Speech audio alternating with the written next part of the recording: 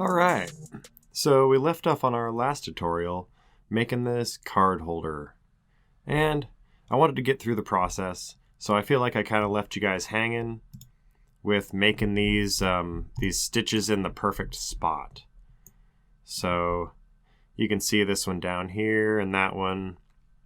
You know, these don't line up just right, and honestly these ones on the bottom, they don't line up right in the middle. And sometimes it's more important to have a stitch line up than it is to have it be the exact spacing apart. So let's go ahead and try and fix that today and answer a few of your guys' questions.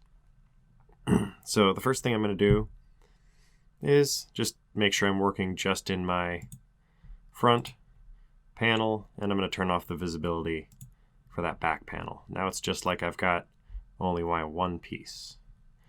So it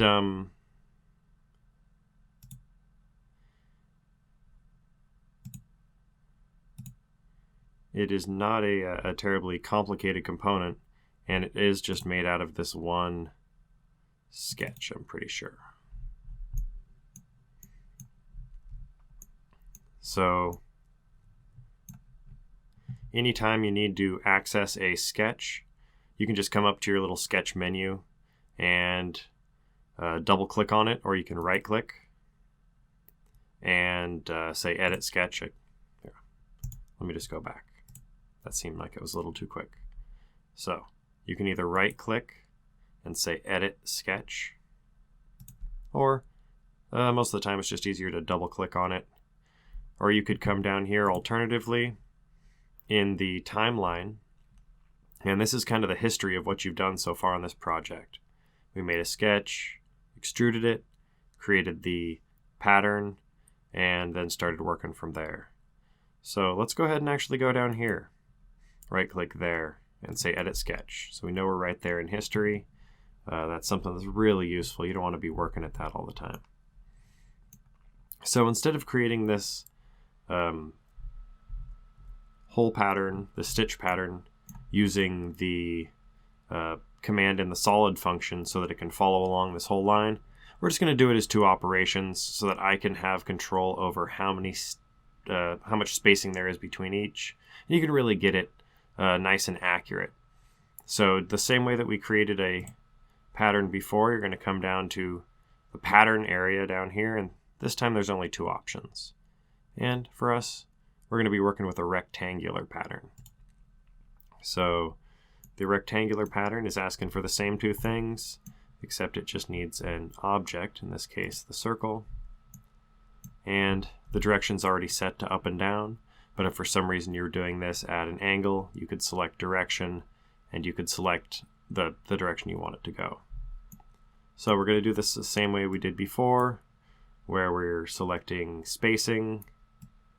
We're going to change that to 0.25, and then I can, this is almost like just making stitches as I click the button. And there we go. It looks like 10 of them is really going to perfectly come to a nice corner there. And I'm pretty happy with that. And now we can put those on the other side just the same way by bringing another pattern over here, making that just two of them. And I just grabbed the arrow going in the opposite direction. I'm going to move it over here and kind of estimate. Looks like that's 3.75. So I'm just going to change that. And it looks like that's right on the money. Go ahead and hit OK. And now we've got our first set of holes that are really nicely spaced, and they just happen to line up right on the 0.25 mark. So let's just do that same exact thing and get you used to using rectangular pattern here in the sketch environment. It's not really any different than the solid environment. Let's click on that circle. If object isn't already selected, make sure you're selecting your object, and that's that circle. And I kind of drag that over. It lets me know which one I'm going to be changing. 0.25 in an ideal world.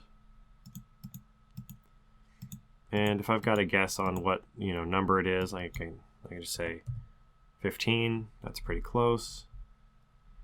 And if I make it 16, it's going to overlap that one.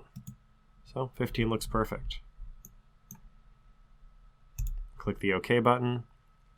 So this one actually lined up where I didn't have to change the spacing, just because I did make it a really simple pattern.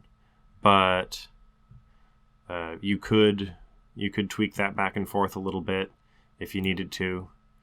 In fact, let me show you how you might actually decide to do that. So if you do get to a point where you've got a space that doesn't quite line up, the other video I told you that you couldn't really tweak it after the fact, or make the computer do the tweaking for you. But really, that's where, when you're creating a pattern and you grab your shape and you drag it, let's just do this up for an example, and we set our spacing.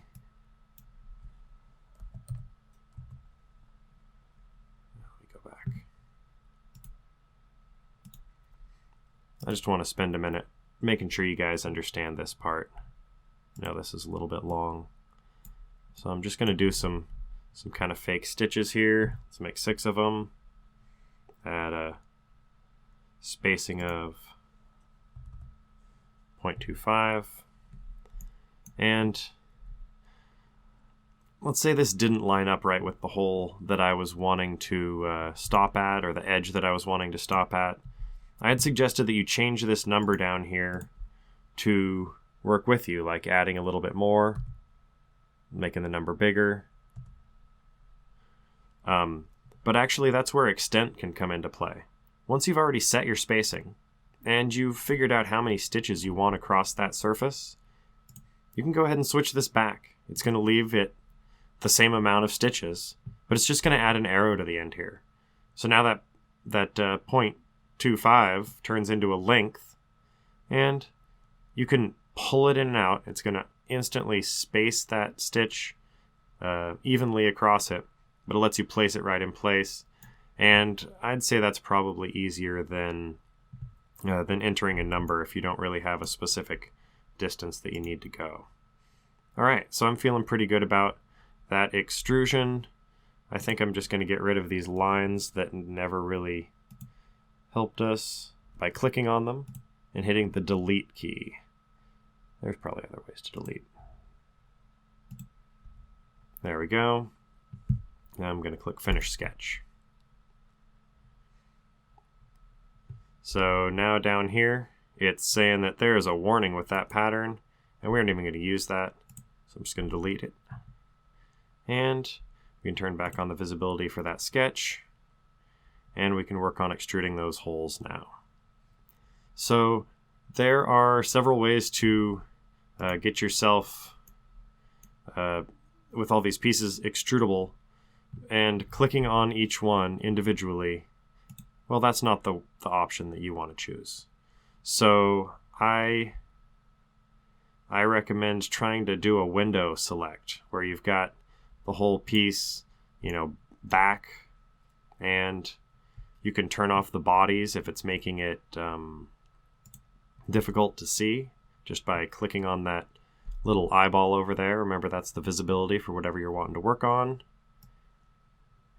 I'm going to drag across that, and then I'm going to hold the control button. I'm going to try and deselect some of those shapes. Oh well. And then it's only going to extrude through stuff that's visible, so I do have to turn that body back on. It's being a little quirky. Let's try it another way. So I'm going to go back to the sketch.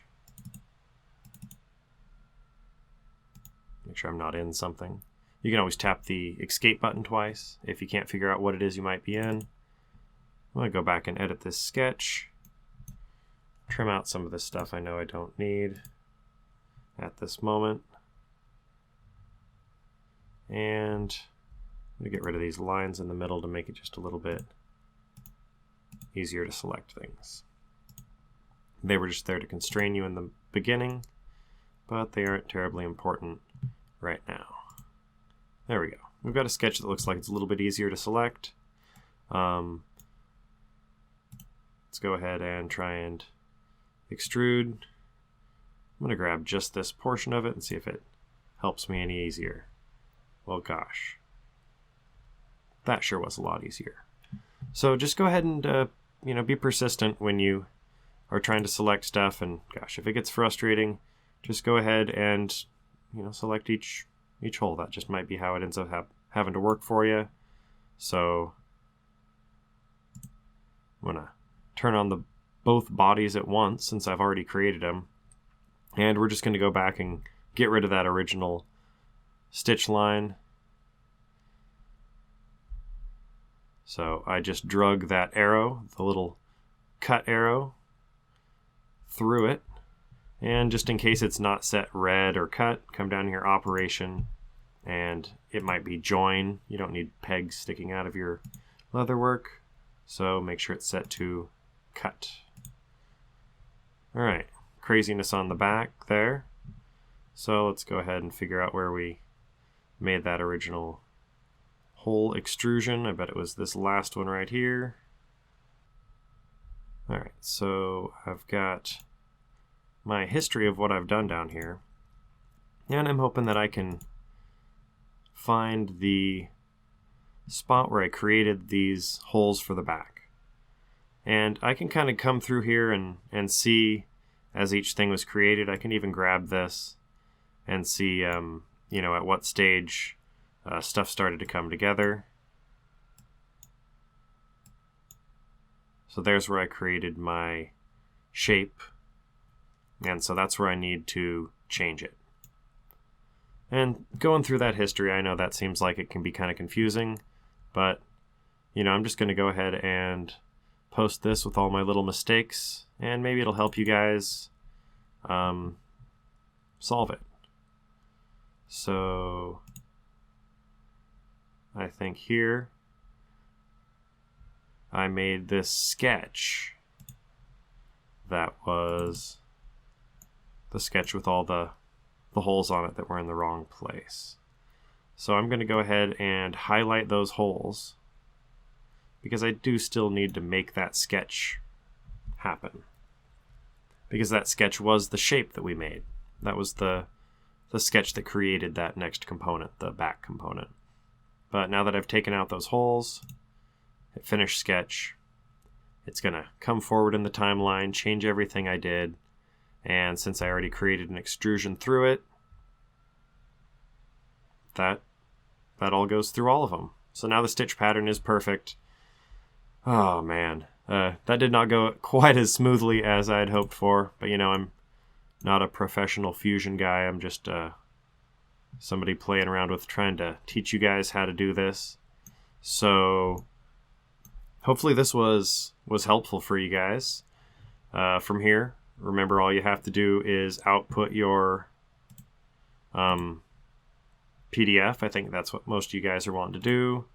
Drawing from design, deselect full assembly, grab the one piece you do want to put your page on. You can even pre-select your size. If I'm moving a little fast, I posted a video dedicated to just this. Select 1-to-1 like I missed in that last one. That's sideways, so that's totally useless. I'm going to grab top, and I can place that right in the middle. So I had a question about where are the dimensions that I added in my sketch. So those are in your sketch, and all this is a picture showing you what your body was. It doesn't contain any of the information from the sketch, and so if you want those to be in there, you're going to have to click dimension and add those right in this portion of the program. And from there, output your PDF, and you're good to go. So I hope that this answered some of your guys' questions. I really appreciate all the interaction on the videos, and I hope you guys are able to follow along with this, even though my process was not as smooth as it could have been.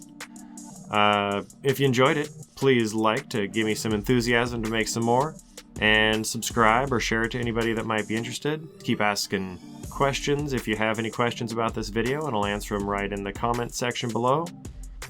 I hope you guys enjoyed this video, and as always, stay creative.